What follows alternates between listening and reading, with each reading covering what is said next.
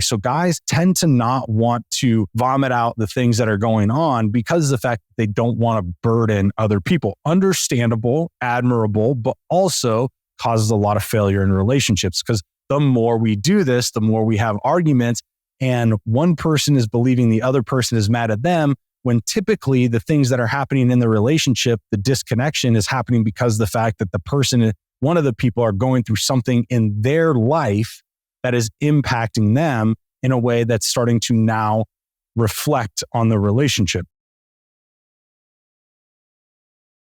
All right, everybody, welcome back to the Art of Masculinity. I want to dive into something today that's obviously very, you guys are going to be like, Johnny, I get it. Like, we understand this. Like, we've all known this since the dawn of time. But I want to dive into this because there's a whole nuanced version of what it means for women and men to be completely different, right? And so, no, we're not getting into the political conversation on genders and things like that. That's not what we're doing here. What I'm talking about is how women and men, we just kind of process information very differently.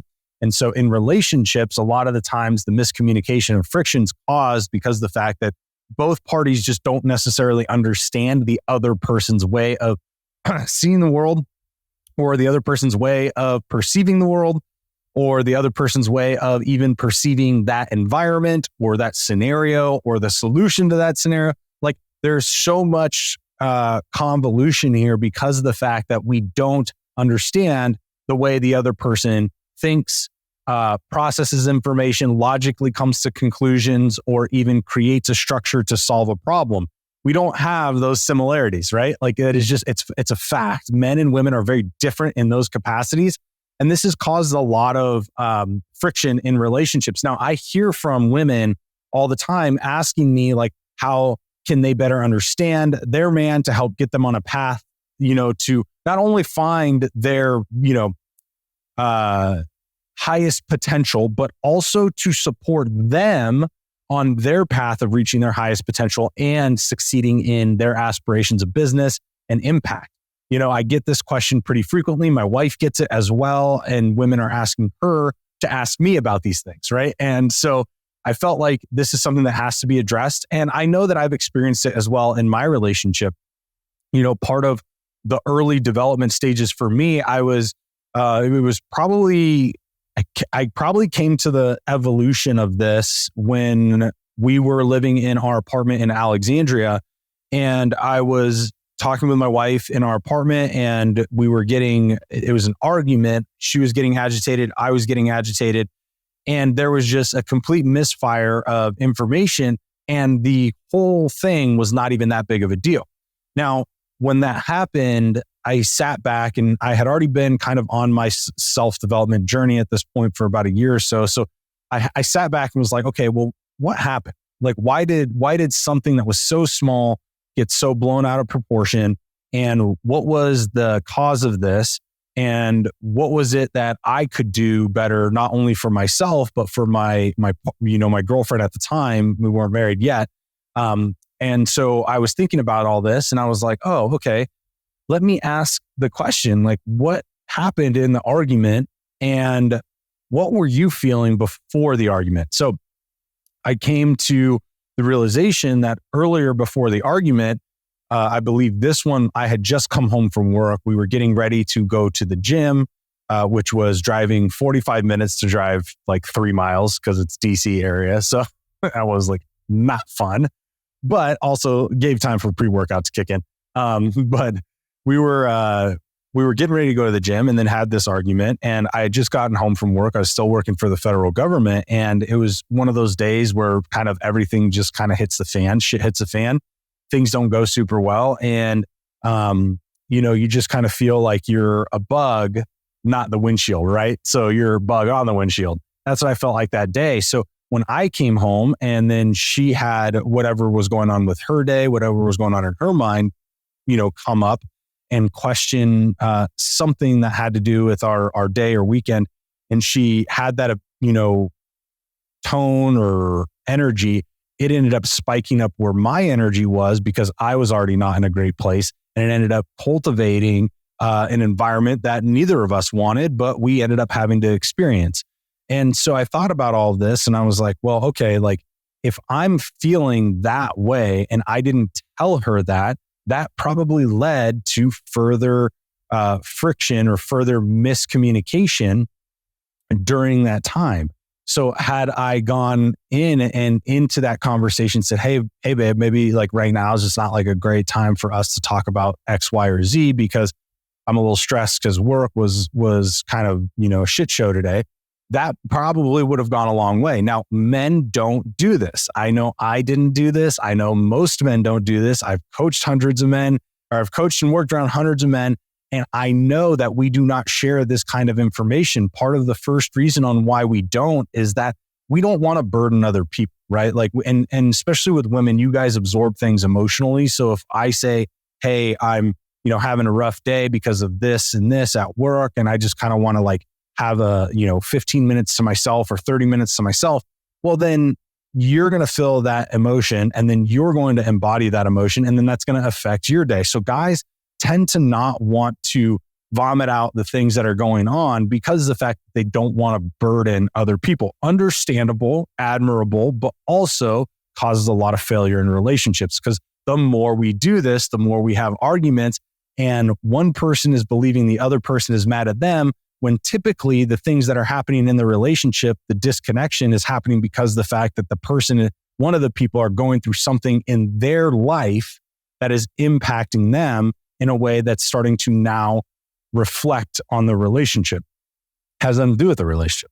But because we don't speak up about these things to understand what's going on in one another, because we are not exposing that, it causes that friction. Now, I say all of this because yes, men and women are different. We process information differently. We expose information differently. We handle vulnerability differently.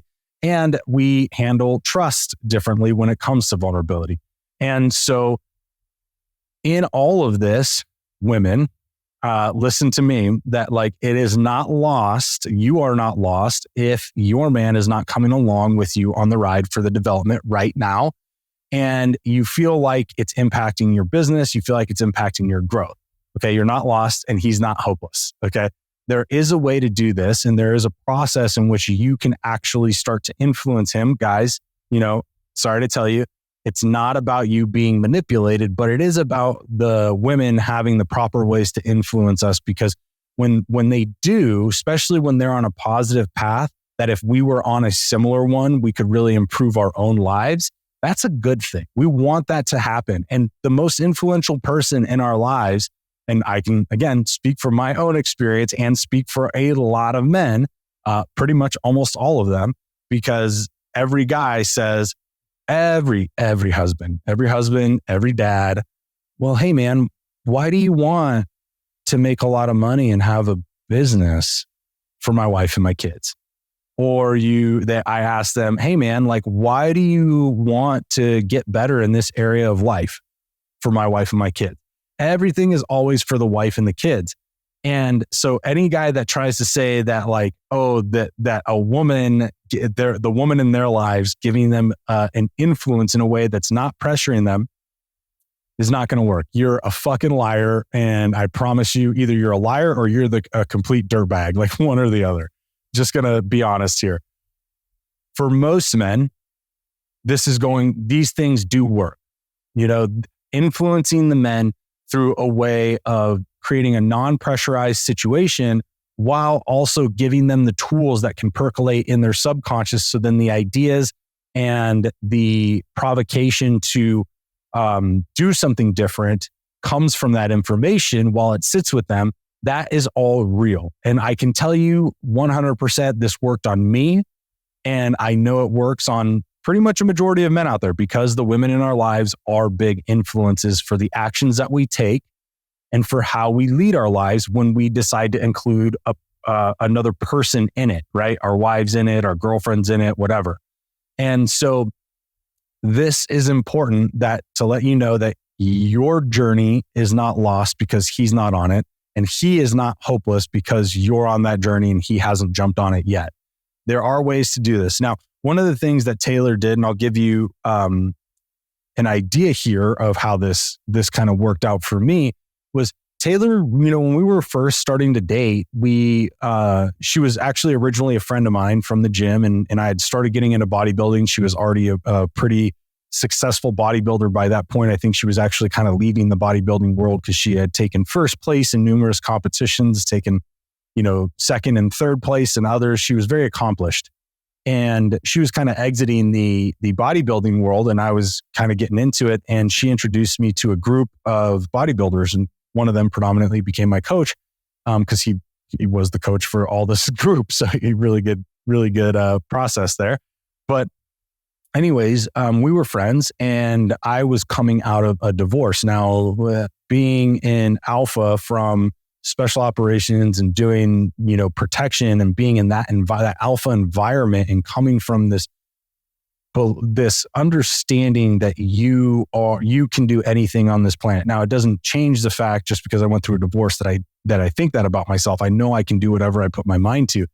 But at the time when I experienced the divorce, I experienced what I would define as failure, right, in my life. And I had everything I had applied myself, seriously applied myself to, I'd been successful in. And I really thought that I applied myself to the marriage, and I failed. And I always put the women in my life up on a pedestal. I'd be like, if something's going wrong, then I need to learn how to fix it. I need to figure out how we can be successful.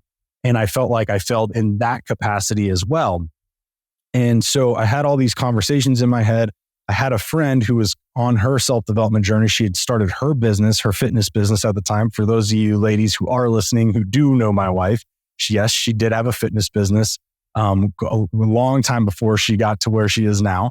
And that was her whole evolution. But her being on her self-development journey was really impactful for me, because what she would do is she would share information. And she had no pressure to me to receive this information or even to do anything with it. I like to say that she had the three key things she had were patience, persistence, and influence. But it wasn't persistence because the fact she wanted me to change. She just knew there was a higher potential for me.